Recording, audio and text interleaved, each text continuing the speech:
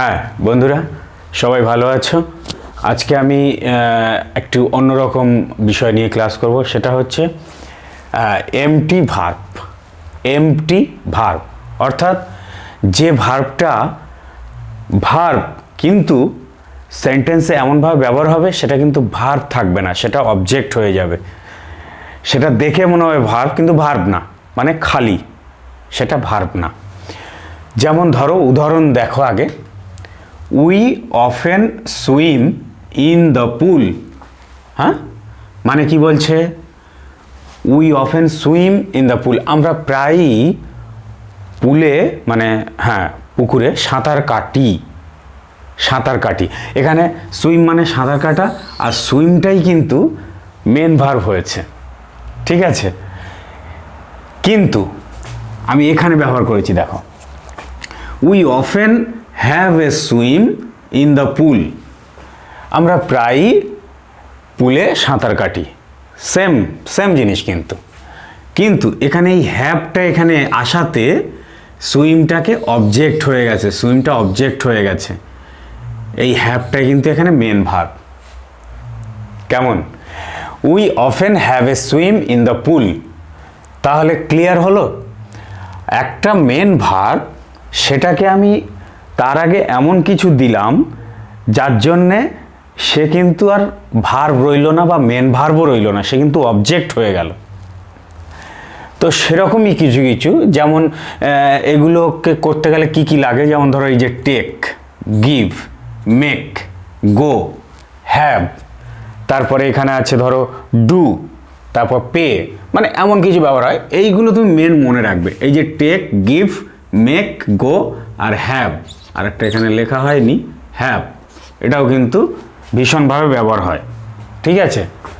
তাহলে এবার দেখে নিই ভার্বগুলো। এই দেখো, এগুলো হচ্ছে মেন ভার্ব। ভার্ব, এগুলো কিন্তু main verb. Walk, run, sit down, lie down, eat, wash, shower, take, না সরি টক, TALK, টক। আচ্ছা, আর্গু, এক্সপ্লেন, সাজেস্ট, গো অথবা ট্রাভেল, ঠিক আছে? এবারে ভিজিট, ওয়ার্ক, এগুলো কিন্তু সবই মেন ভার্ব। এগুলো কিন্তু মেন ভার্ব বললাম আমি, হ্যাঁ, ভার্ব। এবার এগুলোকে এমনভাবে ব্যবহার করব এগুলো অবজেক্ট হয়ে যাবে। যেমন ধরো ওয়াক, হ্যাভ অথবা টেক অথবা গো ব্যবহার করতে পারি। তো হ্যাভ এ ওয়াক মানে হাঁটো, লেটস হ্যাভ এ ওয়াক, এরকম বলি না আমরা? Let's have a walk, let's go for a walk, চলো একটু হাঁটা যাক, ঠিক আছে? তাহলে হ্যাভ অথবা টেক এ ওয়াক, তার মানে বলতে চাইছে হ্যাভ এ ওয়াকও বলতে পারো, টেক এ ওয়াকও বলতে পারো। হ্যাঁ, তখন এই ওয়াক কিন্তু কিন্তু অবজেক্ট হয়ে গেল। ঠিক এখানেও গো ফর এ ওয়াক, ওই যে বলি let's go for a walk, তাহলে ওয়াকটা কিন্তু অবজেক্ট হয়ে গেল। আচ্ছা, run, run, have a run, go for a run. এই হ্যাভ আনলে রানের আগে এ বসাতে হবে, কিন্তু এ না বসালে কিন্তু সেন্টেন্সটা ভুল হবে। গো ফর এ রান, গো, তুমি হয়তো একটু সেন্টেন্স বা কোনো প্যারাগ্রাফ লিখতে গিয়ে একটু কায়দা করতে চাইছো, কিন্তু একটা বিষয় মাথায় রাখবে, কায়দা করলে খুবই ভালো। মানে তোমার টিচাররা তোমাকে দেখে অবাক হবে যে একে তো আমি এটা শেখাইনি, তাহলে এ কী করে এটা শিখলো।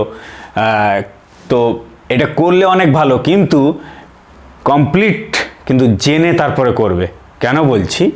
এই যে হ্যাভ এ রান, এখানে যদি হ্যাভ দিয়েছো, রান দিয়েছো, অথচ এ দাওনি, তখন কিন্তু সেন্টেন্সটা ভুল হবে। ওই জন্যে এই ছোট্ট এরও একটা গুরুত্ব আছে। এ দেওয়া মানে এখানে রানটা অবজেক্ট হয়ে গেল, আর হ্যাভটা মেন ভার্ব হয়ে গেল, এটা কিন্তু মাথায় রাখবে।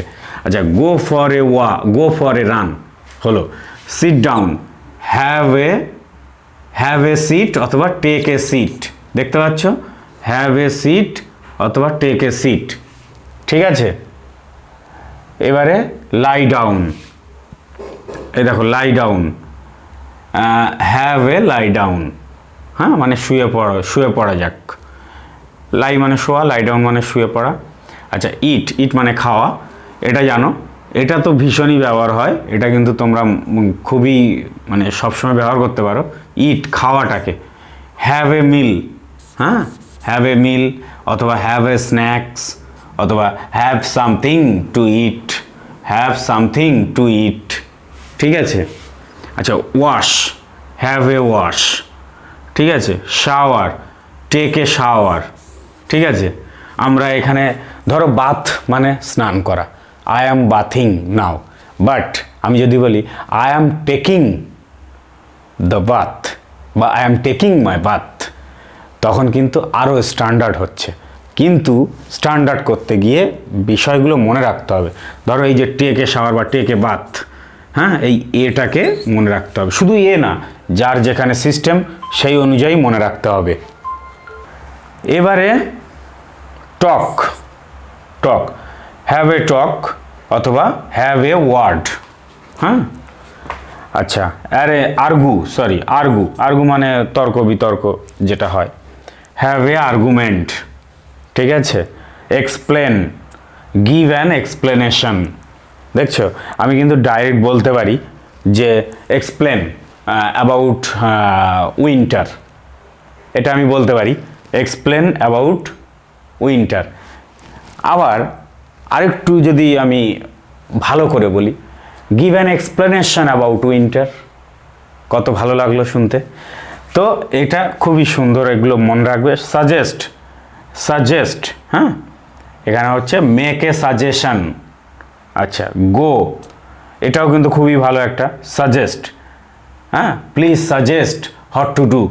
আচ্ছা, please make a suggestion what to do, এগুলো কিন্তু সত্যি খুব সুন্দর শিখতে পারলে।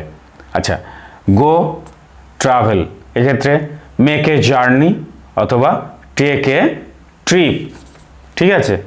আচ্ছা, ভিজিট, পে সামন এ ভিজিট, ঠিক আছে। আচ্ছা, ওয়ার্ক, ডু সাম ওয়ার্ক, তাহলে এগুলোকে কি বলছে, এমটি ওয়ার্ড, মানে মেন ভার্বকে তুমি অবজেক্ট করে ফেলতে পারছো, ঠিক আছে। এমন কিছু কিছু এই যে take, give, make, go, have, এগুলো ব্যবহার করে তুমি ওদেরকে অবজেক্ট করতে পারছো। এটা হচ্ছে একটা জাদু টাইপের। যারা সেরকমভাবে বুঝবে না ইংলিশ, তারা দেখে মনে করবে তুমি ভুল করেছো, কিন্তু না, এটা খুবই সুন্দর একটা ইংরেজি। তো ঠিক আছে, আজকে বুঝলে এটা। যদি কোথাও অসুবিধা হয় বা কনফিউশন থাকে, অবশ্যই আমাকে কমেন্ট করে জানাবে, ঠিক আছে। আজকে এ পর্যন্তই, তাহলে পরে আবার অন্য একটা ক্লাস নিয়ে আসছি।